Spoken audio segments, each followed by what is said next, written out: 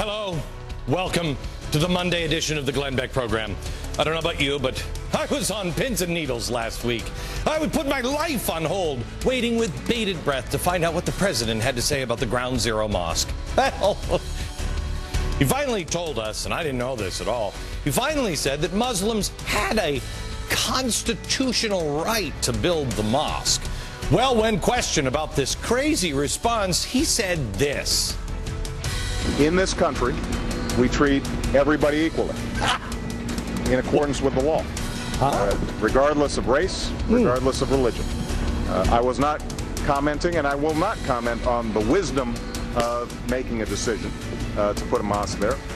See, I don't know about you, but I feel so enlightened. I didn't know this idea that Americans were pro-freedom of religion.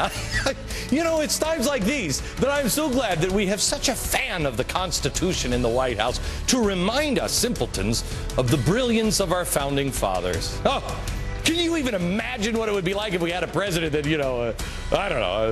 thought that maybe one of the great tragedies in America was that this pesky Constitution was let's be crazy, a charter of negative liberties that didn't bring about redistributive change. That would be...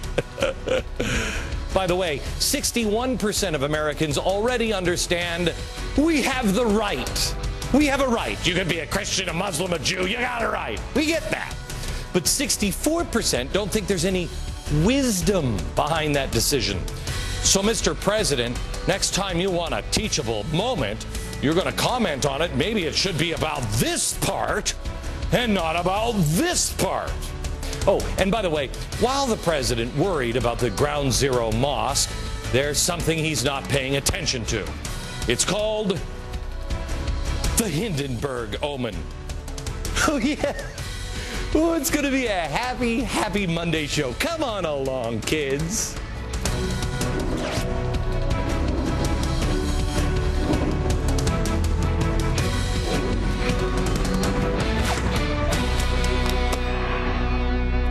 America. You're like, just when I thought Monday was going to really suck, then Glenn comes on. Yeah. Oh, yep. Oh, it's going to be good today. While the president was hosting an iftar dinner for Ramadan, by the way, my apologies. I didn't even know Ramadan was happening, so I didn't get you a present. I'm sorry. But I know it's late, but I'm going to put up my Ramadan tree after the program tonight. Anyway, he's worried about the Ramadan. Do I have the right stuff and what to serve?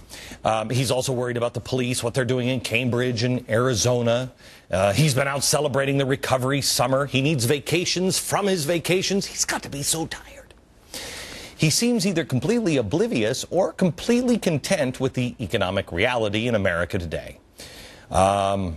You remember that old TV show? I think somebody in the administration should watch this old TV show and send up a flare. Unidentified object exerting full power to get out of trap. Warning! Warning! Unidentified object. Wouldn't it be great if we had that guy in the Oval Office? Warning! Warning! Barack Obama, warning! See, it would be handy. Because I don't think he's noticing some of the signs. I showed you last week, none of the economic indicators are headed in the right direction. Warning! Warning! The latest warning sign from economists is something I like to call the Hindenburg omen. That doesn't sound good. Now, for those of you who took history taught by a progressive, the Hindenburg was a giant 7 million cubic foot blimp built by the Nazis. They were bad. They filled it with highly flammable hydrogen gas. I mean, what could possibly go wrong there with a big thing full of explosive gas? So obviously, something coming from economists called the Hindenburg omen can't be a good thing unless you're Cloward and Piven. You know, it's our stock market telling us that we're headed for...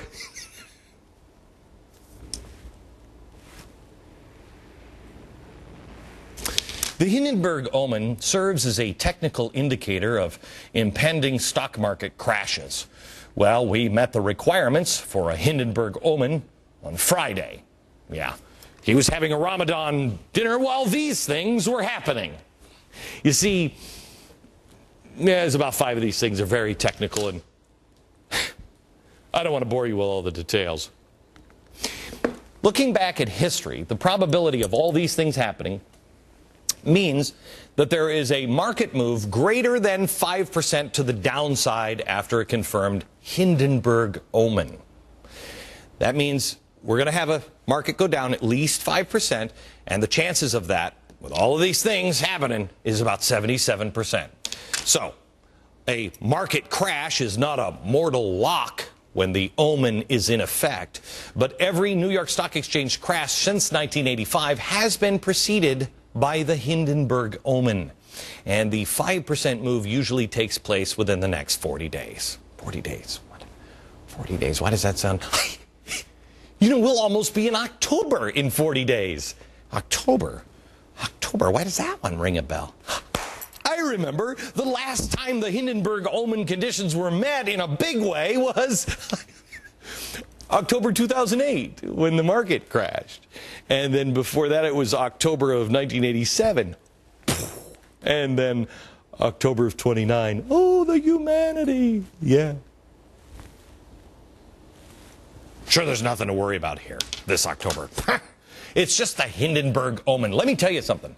If this kid from the real omen shows up, yeah, then you be worried. That kid had like Rottweilers next to him. That's when I'll worry.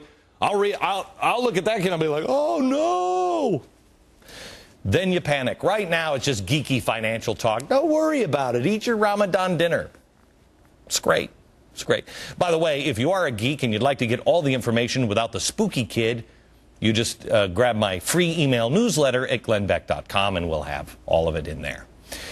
Now, if I were the president and I had the Hindenburg omen, I might just remind you that you have the right, the constitutional right in this country to ignore this information. But since I'm not the president, I want to talk to you about the wisdom behind ignoring information like this.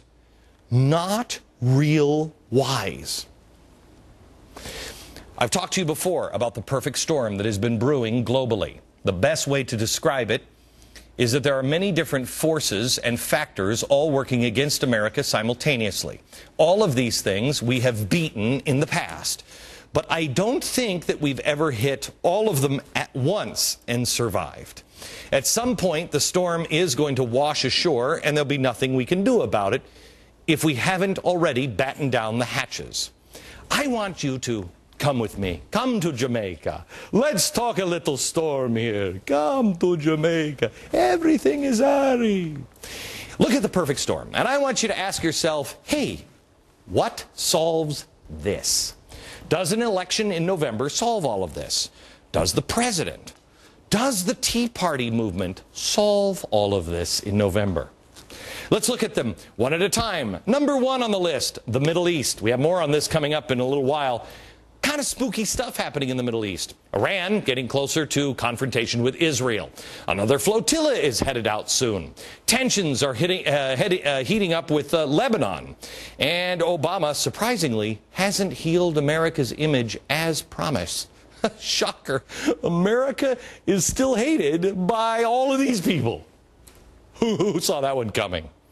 Now, what's really nice is we used to be liked by this country, but now I don't think they like us too much, and we apparently don't like them. So, may I ask, the Republicans controlling the House suddenly in November, is it going to solve this one? I don't think so. Next on the list, the economy.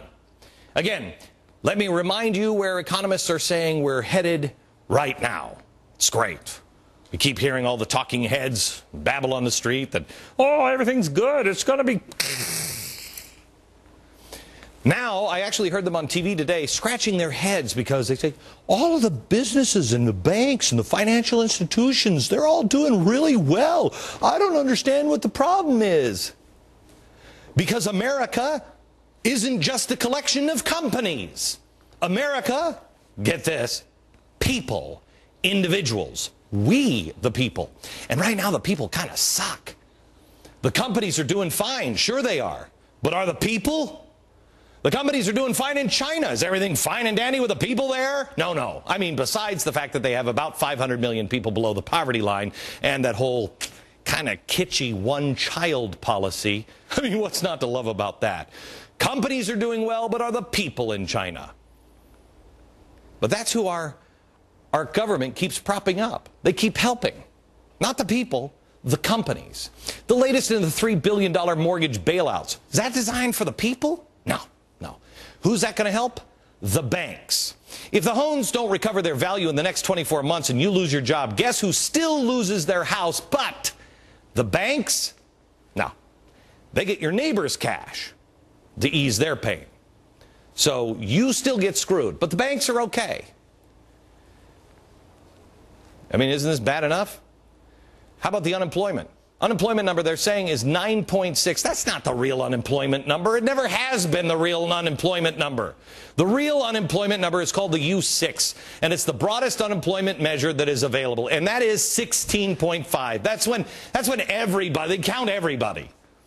For instance, teenage unemployment. You know what that is? Teenage unemployment. Nothing better for a revolution than a whole bunch of teenagers unemployed. 26%. How about African American unemployment? Oh, gee, 15.6. How about Hispanic unemployment? 12.1. Do you know that 44% of all people that are unemployed are long-term unemployed, meaning 27 weeks or longer? America's employment population ratio up until 2005 has consistently been above 70%. In the 1950s, it was about 80%. Now, it's considered good at 70. 58.4. Instead of unleashing innovation and creating a tax-friendly climate for the whole world to come here and bring their business and their companies here so we can have some jobs, some ideas that maybe encourage hiring and growth, this administration is giving money, your money, to failing banks, failing insurance companies, failing auto companies, taking the money out of your hard-earned pocket and giving it to unions in order to save their butts. And you know what those people are doing it? They're sending that money, your money, from your wallet overseas. You know, you show me the companies that are based here in America versus those companies that sell all their crap or build all their crap overseas. And I'll tell you, I'll bet you I know which one's doing well. Not the one who sells their stuff here and builds their stuff here. Why? Because the people aren't doing well. Why? Because we've completely abandoned the whole concept of the free market system. The whole concept of, here's an idea, merit. Merit. You have to do something. Watch this. You have the 99ers. Have you heard of the 99ers? Here they are. Oh, Democratic Socialists of America. The 99ers. These people, some of which, frankly, I bet you'd be ashamed to call them Americans. They think that 99 weeks on unemployment benefits just aren't enough. Last week, they went down to Wall Street and they protested. 99er Connie Kaplan asked, are you going to tell us, Mr. President and Congress, that our lives are not worth saving? Connie, here's an idea. I'll help save your life. Don't spend your remaining money on travel to get to a protest. Go out and get a job. You may not want the job. Work at McDonald's. Work 2 jobs. There's been plenty of times in my life where I have done jobs that I hated. But I had no choice. 2 years is plenty of time to have lived off your neighbor's wallet. Oh, stop being so mean. These people are just regular people. Are they? Are they really just regular people? She looks normal, doesn't she? Yes, there she is. These aren't regular people. These are Workers of the World Unite. These are SEIU people. AFL-CIO, the Democratic Socialists of America. That's not regular people. They're socialists and anti-capitalist. Do you remember seeing this photo on the Drudge Report last week? A job is a right. By the way, here's the union label right there.